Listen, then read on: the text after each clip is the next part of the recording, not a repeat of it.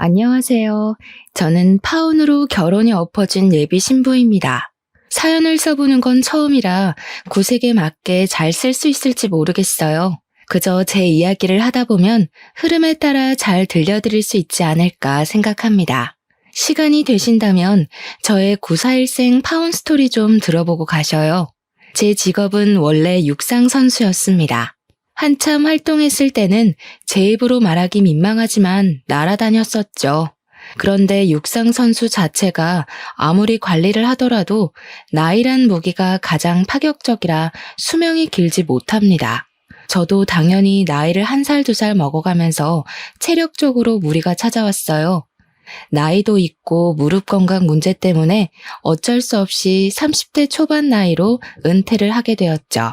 누구나 운동선수라면 한계적인 부분 앞에서 결국 멈춰서야 하는 순간을 맞게 되는데요. 그 시기는 가장 허무한 순간이면서 새 출발하는 시작점이기도 합니다.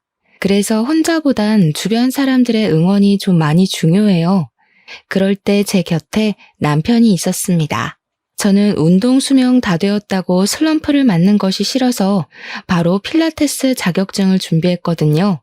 덕분에 슬럼프를 나름 잘 극복하고 이겨냈는데 필라테스를 차리고 예비 신랑을 만나면서 제 안에 남은 결핍까지 모두 채울 수 있었어요. 예비 신랑은 제가 차린 센터와 같은 건물층에 있던 개인 병원의 물리치료사였습니다. 출퇴근길에 잘 마주쳤는데 예비 신랑이 어느 날 저에게 대놓고 관심 있다고 연락처를 묻더라고요. 처음엔 거부감이 들어서 거절했지만 그 뒤로 예비 신랑이 부담스럽지 않게 다가와줘서 만나게 되었어요. 대화를 나누는 건 그리 어색하지 않았습니다. 저도 예비 신랑도 서로 몸을 치료하는 목적으로 사람을 상대하는 직업이라서 나눌 대화 주제는 많았죠. 오히려 일적인 대화로 시작을 하니 더 자연스러웠고 그게 제가 예비 신랑을 좋게 볼 수 있도록 마음을 열어줘서 인연으로 닿게 되었습니다. 예비 신랑은 운동을 했던 저의 선수 생활 얘기에 진심으로 존경심을 표현하기도 했어요. 심지어 제가 국가대표였다고 하니까 저를 한 번씩 연예인 생각하듯 사람들한테 자랑하곤 하더라고요. 그런 예비 신랑의 모습이 귀여웠습니다. 제가 비록 은퇴를 했음에도 예비 신랑은 저를 영웅으로 치켜 세워줬는데요. 그럴 때면 저는 본의 아니게 그리운 과거를 아름답게 추억하곤 했어요. 예비 신랑의 긍정적이고 밝은 에너지가 저의 심심했던 미래까지 환하게 비추는 느낌이라서 결혼도 조심스레 생각해 보았습니다. 이건 예비 신랑도 마찬가지였는지 예비 신랑이 어느 날 제게 먼저 프로포즈를 하더라고요. 저 같은 여자를 과분하다고 표현하면서 오들오들 떨며 반지를 주는 예비 신랑의 모습 때문에 결혼을 단번에 허락했던 기억이 납니다. 결혼을 약속한 사이가 되자마자 저와 예비 신랑은 더 가까운 사이가 되었습니다. 출퇴근은 무조건 같이 했고 괜찮다는데도 예비 신랑이 항상 저를 집까지 데려다 주었죠. 그러던 어느 날은 예비 신랑이 또 차로 저를 데려다 주려고 하는데 예비 신랑한테 전화가 온 적이 있어요. 제가 발신자를 살짝 봤는데 예비 시모더라고요. 예비 신랑은 저한테 양해를 구하고 안전벨트를 매기 전 전화를 받았습니다. 또 그 아가씨 집까지 갔다가 올 거니? 내가 혹시나 해서 전화했더니 잘했네. 오늘은 안 된다. 엄마가 급히 너랑 갈 데가 있어. 시간 없으니까 얼른 와. 그 아가씨 꼭 데려다 줘야 하는 거 아니잖아. 차 안이 조용하다 보니까 수화기 너머로 목소리가 대강 들렸습니다. 일단 무슨 일인지 자세히는 모르겠지만 시모가 비상 상황인 것 같다는 느낌은 있었어요. 평소 이런 적이 없었고 또 목소리가 굉장히 다급했거든요. 예비 신랑도 그렇게 느꼈는지 시모의 말을 거절하지 못했어요. 저는 눈치껏 예비 신랑 전화가 끊기자마자 괜찮다고 작별 인사를 했습니다. 예비 신랑은 끝까지 미안해하면서 자리를 떴어요.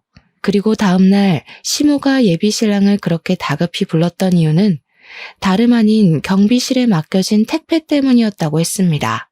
시모가 들기엔 무거운 택배이긴 했지만 예비 신랑 말로는 급한 택배가 아니었다고 하더라고요. 실제 시모도 택배를 받아보고서 급했던 택배랑 착각했다는 겁니다.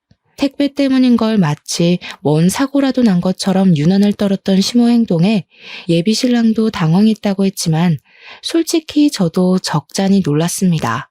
그래도 뭐 많이 중요한 택배였나 보지라고 생각하고 말았죠. 예비 시모는 고등학교에 교감 선생님까지 했다가 건강상의 문제로 은퇴해 쉬고 있는 상황이라 했어요. 저랑 예비 신랑이 결혼하기로 약속을 잡았고 본격적으로 기한을 정해야 했으니 그 전에 결혼 인사를 먼저 하기로 했습니다. 그래서 시댁을 우선 찾아갔어요. 시모를 뵙는 건 지난날 예비 신랑이 통화할 때 잠깐 목소리로만 겪은 것 말곤 처음이었거든요. 근데 그때 이미 목소리부터 만만치 않게 유창하단 걸 느꼈기에 왠지 긴장이 되었습니다. 뭔가 만나기 전부터 어려운 느낌이 들었어요. 아니나 다를까 시모는 첫인상부터 얼굴에 매서운 사람이라는 것이 적혀있는 관상이었습니다. 교사를 했던 사람이라 그런가 역시 분위기 자체에서부터 위험이 느껴졌죠. 그리고 이미 알고 있었지만 말투에서도 누굴 가르치려는 느낌이 강하게 드러났어요. 그래서 그런지 시모는 약간 학습력으로 사람을 평가하려는 잣대가 있는 것 같았어요. 제가 애초에 공부보다 예체능 쪽으로 몸을 담갔던 사람이란 걸 못마땅해하는 기색을 보였습니다. 어쨌든 아가씨 지금 학력이 고졸까지라는 거네. 왜 그랬을까? 예체능으로 빠져도 대학은 나올 수 있었을 텐데. 운동한다고 공부 손 놓는 건 내 나이 때나 그랬던 거고. 요즘 사람들은 미래 생각해서라도 이것저것 준비해두는 걸로 알거든요. 그래서 얘가 공부까지 한 애들보단 금메달 하나를 더 딸 수 있었던 거지. 엄마는 하나만 보고 여름 못 보네? 그것도 다 옛날 이야기지. TV에도 한 번 나온 적 없는 것 보니 유명한 선수도 아니었을 거 아니냐. 그리고 옛날에 상금 많이 탔다 해도 다 친정 밑으로 들어갔지. 지금이야 가진 돈 뭐 얼마나 남았을 거라고. 엄마가 몰라서 그렇지 매달 상금 무시하면 안 돼. 그리고 지금 하고 있는 필라테스 센터도 우리 병원 여직원들 거의 다 등록해서 완전 매출 보장 상태라고. 예비 신랑이 저를 자랑스럽게 얘기를 해도 시모는 탐탁지 않은 태도를 일관했습니다. 오히려 예비 신랑의 생각을 꺾으려고 일부러 더 안 좋은 말로 반박하는 것 같았어요. 제가 눈앞에 있는데도 서슴지 않게 경우 없는 말을 내뱉었죠. 거기서 예비 신랑이 능청스럽게 제 편을 들어주면서 치켜 세워주지 않았다면 분위기가 정말 이상해졌을 만큼 시모는 첫 대면부터 솔직했습니다. 시모 말투는 앞서 말했듯이 교사처럼 가르치는 듯한 느낌이 강했는데요. 예비 신랑이 잠깐 자리를 비운 사이 제가 어색한 분위기 좀 깨보려고 시모한테 조심스레 말을 걸었거든요. 어머님 마음에 제가 어떻게 보이실진 모르겠지만 학력 낮은 것과 별개로 저 정말 열심히 살아왔거든요. 한 번도 학력 때문에 무식하단 소리 들어본 적 없어요. 결혼 허락만 해주시면 증명해 보일게요. 시모는 제 말을 잠자코 듣더니 처음 뱉은 말이 말을 놓겠다는 대답이었습니다. 그리고 본격적으로 자기 주장을 더 황당하게 밀어붙였죠. 욕심만 있다면 패기 정도는 누가 못 부리겠니? 나는 우리 아들이 이상한 데 장가가는 거 원치 않아. 그러려고 뼈 빠지게 돈 벌어서 키운 거 아니거든. 그러니까 언제든지 네가 내 기준에 맞지 않는다고 생각하면 내 아들 의사와 상관없이 헤어지는 거야. 알겠니? 이미 자기가 결정하고 제게 통보하는 시기였습니다. 시모의 제안에 어안이 벙벙했던 저는 대답까진 못 해드렸어요. 예비 신랑이 자리에 같이 있을 때만 해도 그런 소리 안 하더니 저를 대놓고 떼어놓으려는 게 보여서 말문이 막혔어요. 우선 부모님 두 분이 학원 하신다고 했지? 학교 선생님도 아니고 일개 학원 강사면 겨우 먹고 살 정도겠구나. 아쉽지만 일단 사돈 자리는 탈락이네. 상견례는 다른 부분까지 차차 알아보고 결정하마. 시모는 애초에 제 대답 따위 필요 없었던 겁니다. 자기 할 말만 내뱉고 바로 일어나더라고요. 그리고는 주방으로 가버렸어요. 거기서 제가 뭘 할 수 있는 게 없어서 앉아 있었던 것도 있지만 어처구니 없어서 앉아 있었던 것도 있었어요. 저희 부모님더러 탈락이라 평가를 했다는 게 너무 기분 나쁘고 어이없었습니다. 그걸로 모자라 차차 알아본다는 건 또 무슨 소리지 싶었어요. 뭔가 선생 대 학생으로 평가받는 기분 같아서 감정이 확 상하더라고요. 아무리 시모가 어른이라지만 저도 성인이거든요. 이곳은 학교가 아니고 사회잖아요. 사회에 나오면 적어도 서로에 대해 기본적인 예의는 지켜야 하는 거 아닙니까? 어떻게 선생이었다는 사람이 그런 기초적인 지식을 더 모르는 건지 모르겠더군요. 아무튼 그래서 시모는 결혼을 반대한다는 건지 아니라는 건지 애매모호한 느낌만 주었습니다. 그 상태로 예비 시댁을 나왔어요. 시댁을 나오고 제가 표정이 안 좋으니 예비 신랑이 제게 당연히 물어왔습니다. 예비 신랑도 어느 정도 자기 엄마가 제게 예의 없게 굴었다는 걸 알고 있더라고요. 우리 엄마가 좀 까칠하지. 말은 저렇게 해도 마음은 따뜻하신 분이야. 처음부터 기준을 높게 잡아야 허튼 사람 걸러낼 수 있다고 괜히 오버하신 거야. 그러니까 너무 겁내지 마. 아마 당신이 감정적으로 안 나와서 엄청 좋게 보고 계실걸? 이런 것도 칭찬이라고 하는 건지 모르겠더군요. 예비 신랑은 자기 없을 때 시모가 제게 어떤 말로 돌직구를 날렸는지 몰라서 이런 태평한 소리를 하는 거였습니다. 저는 굳이 저 혼자 소가리를 하고 싶지 않았습니다. 제가 아직 결혼을 한 것도 아니었고 예비 시모의 일이면 예비 신랑도 알고 있어야 된다고 생각했거든요. 그래서 예비 신랑이 자리를 비웠던 딱 그때의 사실만 얘기를 했어요. 그랬더니 예비 신랑이 뜬금없이 하하 웃더라고요. 저는 나름 심각하게 얘기를 한 건데 웃어버려서 더 기분이 나빴습니다. 엄마가 또 옛날 습관 못 버리고 그랬나 보네. 엄마한테 그런 선생 같은 말투가 고질병 같은 거거든. 너처럼 오해하는 사람들이 많아. 근데 절대 신경 쓸 것 없어. 말 그대로 오해니까. 오해? 나는 지금 어머님 말투를 뭐라 하는 게 아니라 내용을 갖고 따지는 거야. 어머님이 우리 부모님더러 사돈 자리는 탈락이라는 소리를 했는데 그게 그냥 웃고 넘겨야 되는 습관이라고? 기분 나빴으면 미안. 나는 엄마가 이러는 거 워낙 익숙해서 몰랐어. 불편했어? 엄마한테 사과하라고 말할게. 예비 신랑은 뒤늦게야 진지한 제 표정을 보곤 자기가 시모한테 잘 얘기해서 오해 풀 수 있도록 하겠다고 했습니다. 다시는 이런 말실수 나오지 않도록 조심시키겠다는 말도 했죠.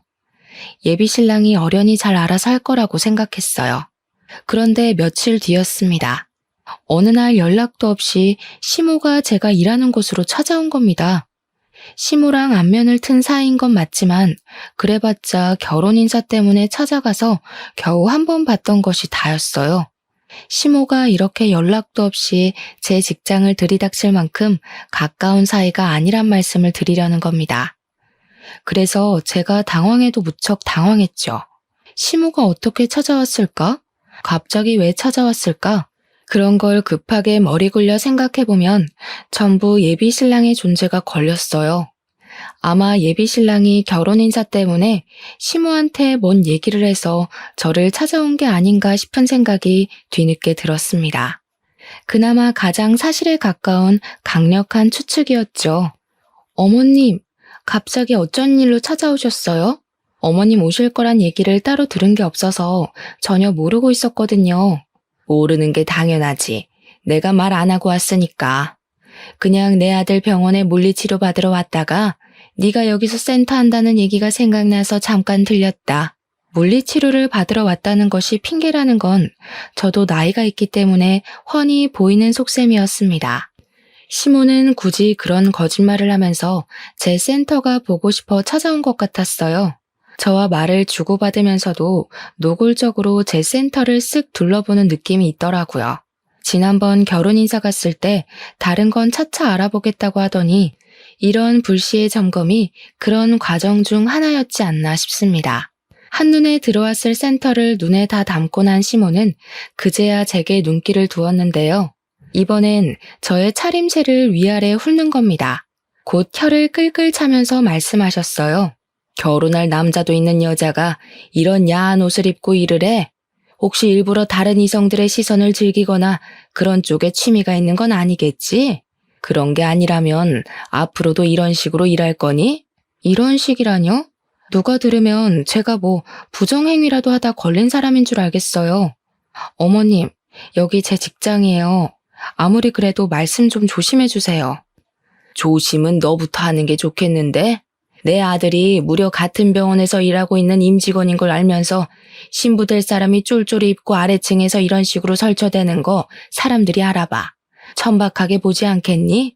말이 너무 대놓고 심한 것이 시모는 저한테는 아예 예의를 차릴 생각이 없어 보였습니다. 그 탓에 주변 회원님들까지 시모하는 말을 다 듣게 되었는데요. 솔직히 너무 창피했고 자존심이 상했어요. 제가 결혼도 하기 전에 이런 시모를 만나게 생겼다는 걸 광고하는 셈이라 쓸데없이 동정심을 살 것 같기도 했죠. 저는 일단 보는 눈 때문이라도 어쩔 수 없이 시모를 휴게실로 모셨습니다. 어머님이 어떤 기분으로 그런 소리 하셨는지 이해해 줄 수 있는데요. 좀 좁게 충고하실 수도 있는 거 아닌가요? 그래도 겨우 두 번째 보는 거면 초면이나 다름없는데 너무 매너가 없으시네요. 넌 젊은 애가 왜 이렇게 눈치가 없니? 내가 왜 이러는 것 같은지 모르겠어. 눈치라도 있으면 그나마 덜 민망하게 헤어질 수 있으려나 했는데 역시 남들보다 머리 굳은 지가 오래돼서 그런가 보네. 시모가 딱 그 말을 하면서 저를 새초롬하게 째려보는데 저는 그 순간 알아챘어요. 시모는 우리 결혼을 처음부터 반대했다는 것을요. 애초에 제가 운동을 했었다는 이유만으로 저를 며느리로 드릴 생각이 아예 없었다는 것을요. 알아서 나가 떨어져 나가길 바래서 저한테 그리 매너 없게 굴었다고 친히 말씀하시더라고요. 그걸 그제야 눈치챈 저도 어쩌면 미련한 면이 없지 않았다곤 볼 수 없을지도 모르겠네요. 나는 적어도 우리 아들이 같은 병원 일 하는 사람이나 공무원은 되는 사람이랑 결혼하길 바라거든. 요즘 세상에 가방끈이 길고 짧은 건 상관없다고들 하는데 난 교감까지 해봤잖아. 내 눈엔 다 티가 나. 시모가 말하길 저는 겨우 고졸이었고 고등학교 때도 공부보단 운동을 했던 사람이니 저랑 예비신랑은 격이 안 맞는다고 판단하셨습니다. 그래서 어머님이 여기까지 오셔서 하고 싶은 말씀은 뭔데요? 어머님 지금 지난번에 했던 말 또 하고 계세요. 저 그만 무시하시고 바른 대로 말씀해 주세요. 내가 널 또 언제 무시했다고 그러니? 이것 봐. 조금 마음에 안 드는 말 했다고 바로 꽁해져선 못되게 표현하기나 하고 뭐 어차피 길게 볼 사이 아니니 나도 입 아프게 길게 말 안 하마. 이 결혼하지 마라. 시모는 예비신랑이 아직 저를 좋아해서 자기가 자기 아들한테 헤어지라고 말 못하니까 저더러 먼저 이별을 통보하라고 종용하기 시작했어요. 결국 이거였던 거예요. 그날 제 센터를 찾아온 이유도 제가 어떤 일을 하는지, 어떻게 일을 하는지 점검하러 왔다기보단 결혼 반대가 본 목적이었던 거죠. 어차피 네가 우리 집에 며느리로 들어오면 지옥일 거야. 내 아들은 내 말이면 결국 거역 못하는 애고 나는 널 절대 며느리로 인정 안 할 거거든. 불 보듯 뻔한 지옥길에 뛰어드는 멍청한 짓은 안 하겠지? 공부 안 했다 해서 혹시나 싶어 알려주러 오긴 했다만 시모가 결혼하지 말라는 소리를 하자마자 그래도 그 말할 때만큼은 최소한의 예의를 갖춰줄 거라 생각했습니다. 끝까지 사람 자존심을 긁어줄 진 몰랐네요. 시모는 저더러 잘 알아들었을 거라 생각한다면서 자리에서 일어나더니 웬만하면 자기 아들 눈에 안 걸리는 게 좋을 것 같다고 여유되면 자리를 옮기란 말도 하더군요. 그리곤 센터 나가셨습니다. 저는 배웅도 안 해드렸네요. 어이가 없어서 한동안 열이 받아 앉아 있었어요. 바로 예비신랑한테 전화해서 방금 시모와 있었던 일을 다 털어놓았습니다. 어머님이 자기랑 나랑 격 안 맞는 것 같다고 나더러 대신 헤어지자 말하라네. 결혼하면 제대로 지옥맛 겪게 해준다고 감히 고졸학력으로 자기 며느리 될 생각은 꿈도 꾸지 말라더라. 뭐? 엄마한테 바로 집에 가라고 그랬는데 방금 엄마 들렸다 갔다고? 내가 지금 가서 엄마한테 다시 말할게. 엄마가 그런 뜻으로 말한 거 아닐 거야. 가만 보니까 자기는 매번 어머님이 그런 뜻으로 말한 거 아닐 거라고 하네?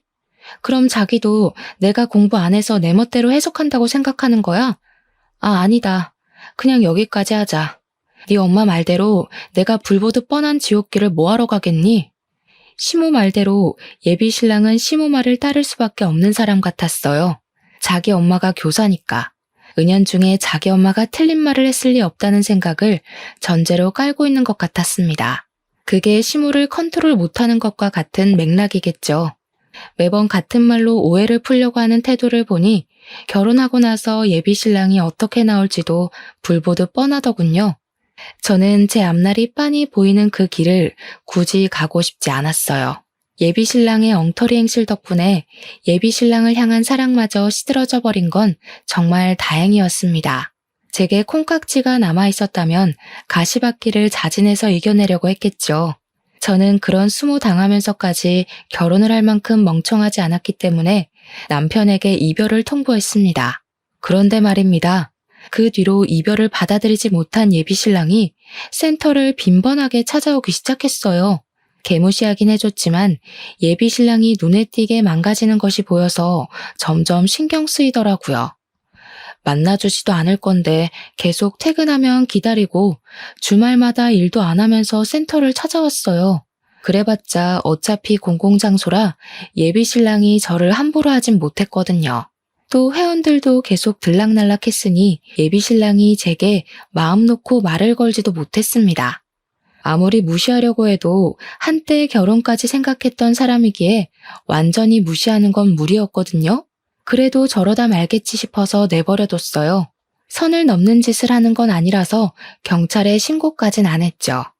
근데 예비 신랑이 심해지면 더 심해졌지 일상을 회복할 기미가 안 보이더라고요.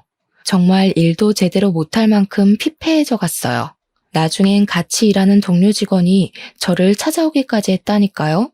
몰래 저를 찾아와서는 예비 신랑한테 한 번만 더 기회 주면 안 되겠냐 대신 부탁하는 거 아니겠습니까? 그때부터 제가 다시 말도 안 되는 고민을 했던 거예요. 원래 한 번 고물이 되어버린 건 다시 걷어들이는 게 아닌데 쓸데없이 제 손때 묻은 그 고물에 정이라도 남아있었던 건지 결국 흔들린 거죠. 그런 와중에도 예비 신랑은 제게 매일 전화해왔고 저만 보면 하염없이 울고 그랬어요. 그래서 수천 번 고민 끝에 제가 결국 예비 신랑을 다시 만나버렸네요. 대신 결혼은 보류하고 말이죠.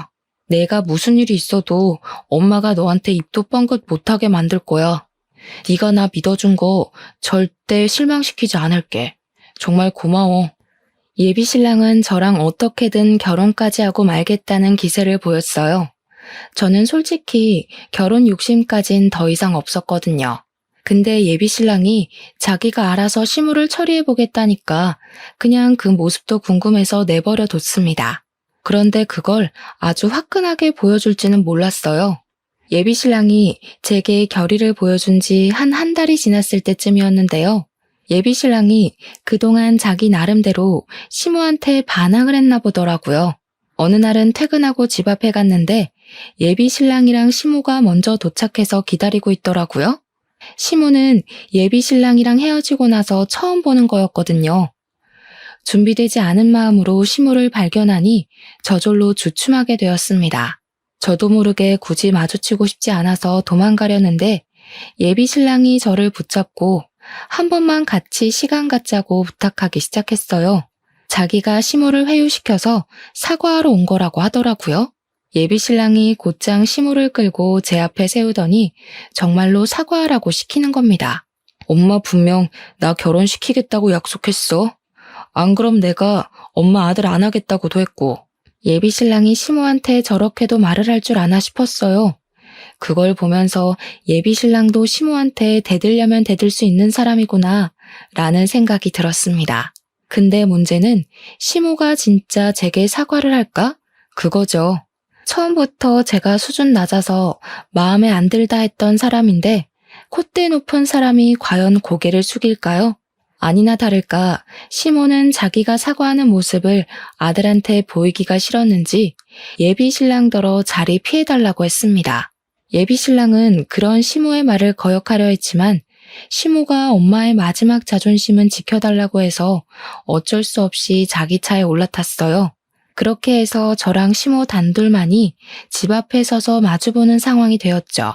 사과하신다고 제가 무조건 받아줄 거란 기대는 안 하셨으면 좋겠네요. 제 기준에서 진정성이 별로 안 느껴진다면 사과 거절할 생각이라서요. 저는 일단 시모한테 기죽고 싶지 않아서 기선 제압을 하였어요. 그랬더니 그때 시모가 예비 신랑 눈치를 보더니 가방에서 검은 봉지 하나를 꺼냈습니다. 착각하지 마. 넌 여전히 내 며느리감 아니야. 다음 주에 우리 아들 선봐줄 공무원 아가씨 알아놨는데 너 때문에 진행이 안 되려고 하거든? 아무래도 내 아들이 귀신에 홀린 게 아닌가 싶어서 조치 좀 취하려고 찾아온 거야. 그 순간 시모가 들고 있던 검은 봉지를 제 머리 위로 쏟아버렸어요. 봉지 안에 든 내용물은 다름 아닌 굵은 소금이었습니다.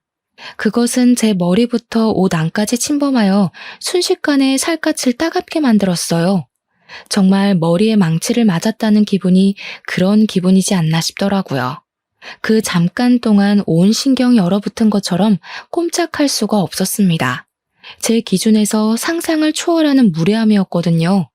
조금 뒤늦게야 정신을 차린 저는 결국 참지 못하고 시모가 들고 있는 가방을 빼앗아 버렸어요.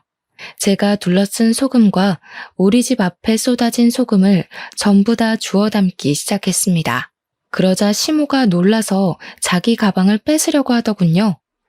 저는 그런 시모를 밀어내며 시모 가방 안을 악착같이 소금으로 범벅했어요. 야, 뭐 하는 짓이야?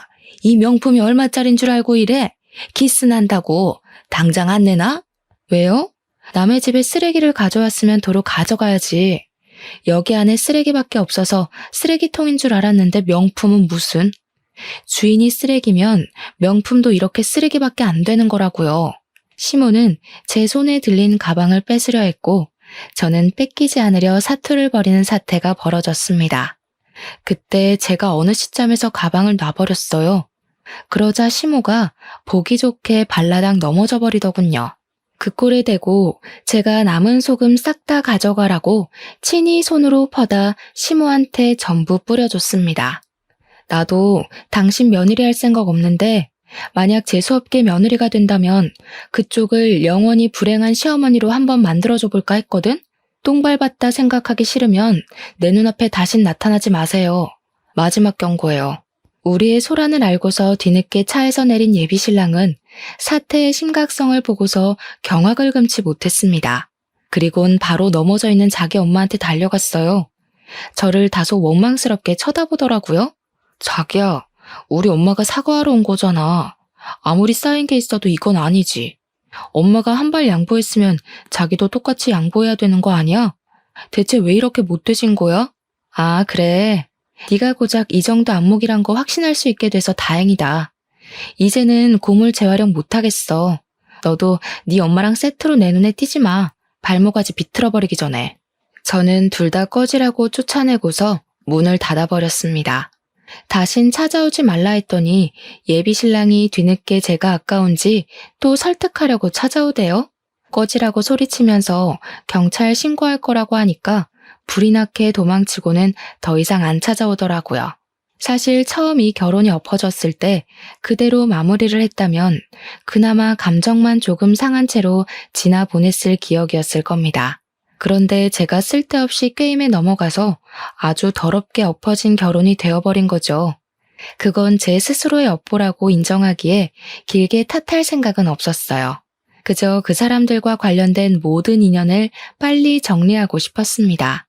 출퇴근하다가 어쩔 수 없이 마주쳐야 할 예비신랑 얼굴 보기 싫어서 센터도 한 달 안에 문 닫아버렸어요. 저는 이러한 사정을 친정 부모님한테 빠짐없이 고백했습니다. 친정 부모님은 저의 이야기를 늘 하나의 경험으로 봐줄 뿐 절대 질책한 적은 없었던 분들이라 위로가 되었거든요. 역시나 부모님 두 분 다 제게 잘했다고 해주셨어요. 오히려 상견례까지 못 가 시모 낯짝 한번 마주해보지 못한 걸 아쉬워하셨습니다. 그렇게 저는 잠깐 따끔했을 뿐인 인연에서 발을 빼고 벗어날 수 있게 되었는데요. 센터는 아빠가 학원 건물 1층에 자리 내줄 테니까 거기서 하라고 하더라고요. 사실 초반에 저희 친정 부모님 소개할 때 학원 운영하는 강사라고만 했잖아요. 시모가 무시할 정도로 작은 학원은 아닙니다. 나름 이름 있는 공시학원 2개를 크게 운영하고 있거든요. 그 학원이 있는 건물 2개도 전부 부모님 소유였어요. 저희 친정가족 구성원 중 저만 운동을 한 사람입니다. 제가 운동에 소질이 있다는 걸 부모님께서 미리 알아보시고 몸을 쓰는 진로로 직업을 가질 수 있게 지원해줬던 거예요. 저 말고 저희 친정 부모님 두 분은 스카이 명문대를 나왔고요. 하나 있는 친오빠는 외국에서 치대생으로 유학 중이었습니다. 저는 예비신랑과 만나는 기간 동안 이 사실을 굳이 예비신랑한테 알리지 않았어요. 가정사를 얘기해도 그저 적당선으로만 거짓말하지 않고 두루뭉술하게 말했을 뿐이었죠. 왜냐면 부모님이 돈 때문에 움직이는 사람을 별로 안 좋아하기 때문이었어요. 키나 사위가 될 사람이면 나중에 재산도 나눠주게 될 텐데 돈도 고른 사람은 거르고 싶다는 것이 가장 중요한 이유였습니다. 그리고 또 강약 약강의 사람들도 안 좋아했는데요. 부모님은 저희 집안이 상대적으로 상대 집안보다 못나 보일 경우 상대 집안에서 어떤 태도로 나오는지를 중요하게 생각하셨습니다. 그때만 해도 제가 예비신랑을 한참 사랑했을 때라서 예비신랑은 강약 약강인 집안에서 자란 게 아닐 거다 호언장담했었거든요. 그런데 결혼 인사 가자마자 학력 때문에 제가 개무시를 당했잖아요. 그때 부모님의 낯을 보기가 얼마나 민망했는지 몰라요. 시댁에서 저를 반대하는 이유가 고졸 때문과 운동 경력 때문이란 걸 얘기하는 것도 뻘쭘했습니다. 어쨌든 저는 부모님 학원 건물에서 새로 일을 시작해 좋은 성과를 이루었어요. 한 달 만에 그간 일했던 모든 월 매출에서 최고액을 달성했죠. 병원에서 일했을 때보다 무려 1.5배 높은 성장률이었어요. 학원가라서 학생들의 공부를 방해하는 건 아닌가 걱정했는데 오히려 공시생들에게 운동이 중요한 생활 리듬으로 작용하더라고요. 그래서 뜻하지 않게 인기가 대폭발해버렸습니다. 지난날의 과오는 생각도 안 날 만큼 빠듯한 하루를 보냈어요. 그렇게 평화로운 일상을 살던 중이었습니다. 아무 생각 없이 휴대폰을 봤는데 제가 예비신랑을 차단 안 해놨더라고요. 그래서 우연히 예비신랑 프로필을 보게 되었어요. 근데 결혼하는가 보대요? 공무원 여자랑 선본다더니 잘된 건지 웨딩 사진이 프로필로 올라와 있었습니다. 그걸 보면서 역시 사람은 다 제 짝이 있는 거구나 그런 생각이 들더라고요. 제게는 어렵기만 했던 그 남자와의 결혼이 어떤 여자한테는 겨우 몇 개월 만에 결혼까지 직행했을 만큼 수월했다는 의미잖아요. 예비신랑과 결혼을 못해서 아쉽다는 말을 하는 게 아니라 그저 사람은 저마다 묶인 인연이 따로 있는 것 같다는 걸 느꼈다는 것 정도예요. 그런데 생각해보면 말입니다. 세상에 이루어질 수밖에 없는 운명적인 인연이 있다면 그 반대도 있다는 소리잖아요. 참 끈질긴 앙숙의 인연도 분명 존재하지 않겠습니까? 제가 아마 예비신랑과 운명이 아닌 앙숙의 연으로 묶여진 관계가 아닌가 싶었어요. 그렇게 느낀 이유는 당연히 그 집안 사람을 또다시 마주치게 되면서였습니다.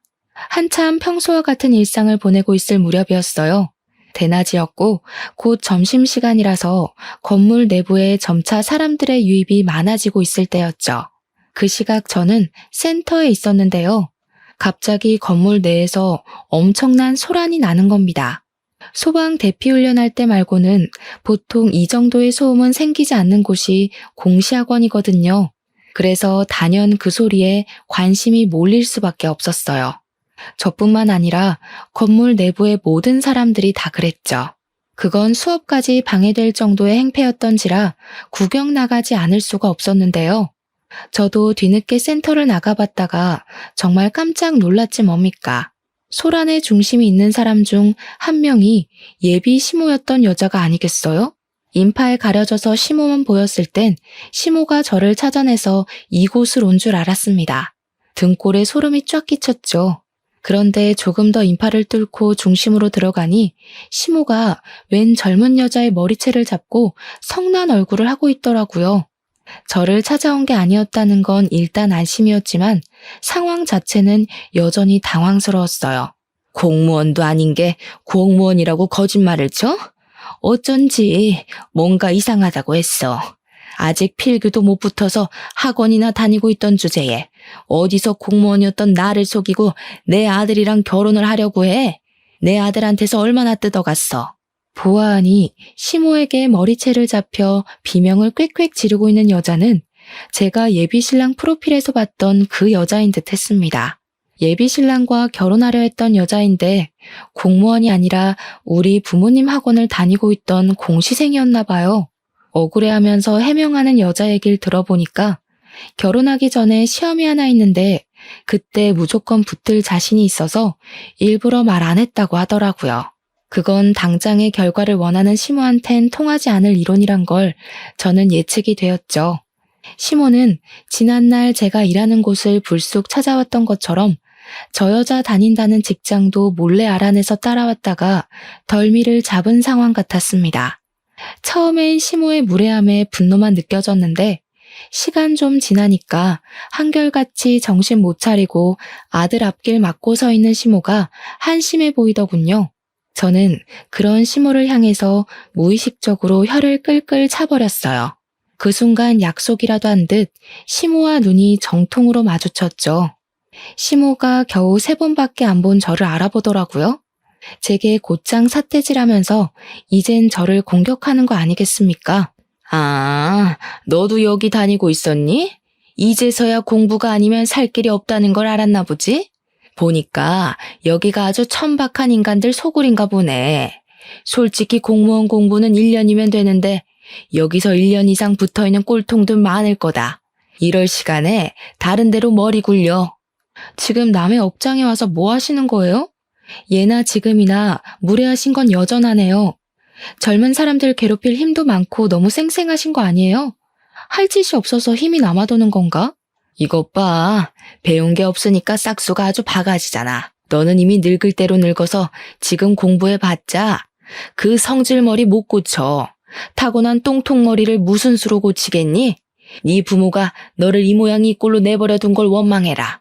시모가 제 머리를 자꾸 손가락으로 밀어버리기까지 하길래 저도 참지 않고 시모의 팔을 내쳤습니다. 그래도 보는 눈이 너무 많아서 감히 어른에게 먼저 손찌검을 못하고 있었는데요. 그때 엄마가 나타나서 시모의 뺨을 사정없이 후려쳤어요. 저희 엄마야 그 건물의 주인이었고 그 학원의 원장이었으니 얼굴 모르는 사람이 없었는데 그런 과감한 행동을 해버려서 저뿐만 아니라 다들 놀란 상황이었습니다. 아, 우리 딸 시모 될 뻔했다던 분이신가 보네요. 그때 우리 딸한테 소금 부었다고 들었는데 꼭 한번 뵙고 싶었거든요. 제가 바빠서 뒷조사할 시간이 없어서 이제야 인사드려요.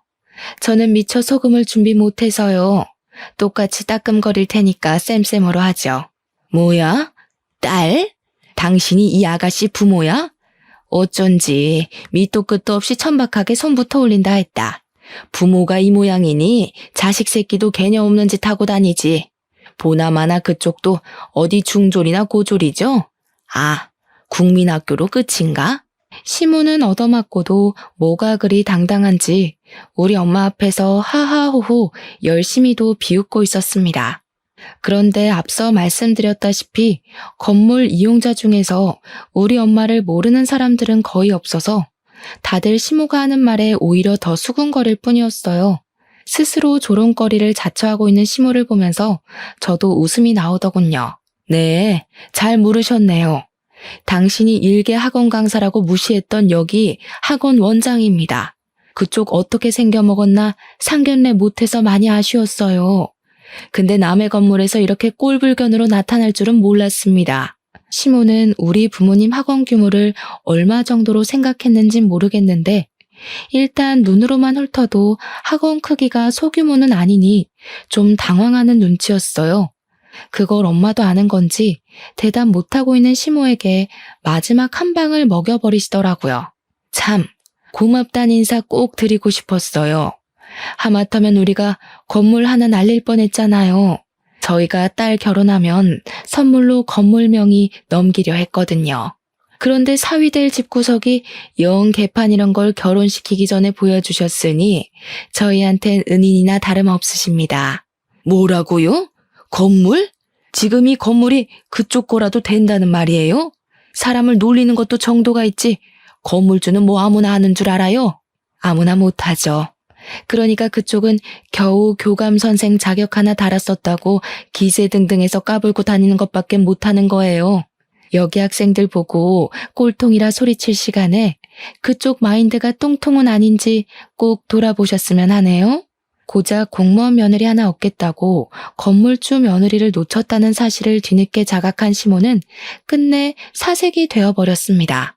그리곤 이제 왜 저더러 그 중요한 사실을 숨겼냐고 원망하길래 엄마가 결국 경찰에 신고해버렸어요. 시모는 경비원과 경찰에 의해서 그대로 건물에서 쫓겨났습니다. 그리곤 그 이후 시모가 뻔뻔하게도 예비 신랑을 데리고 우리 집을 몇 번 찾아오더라고요.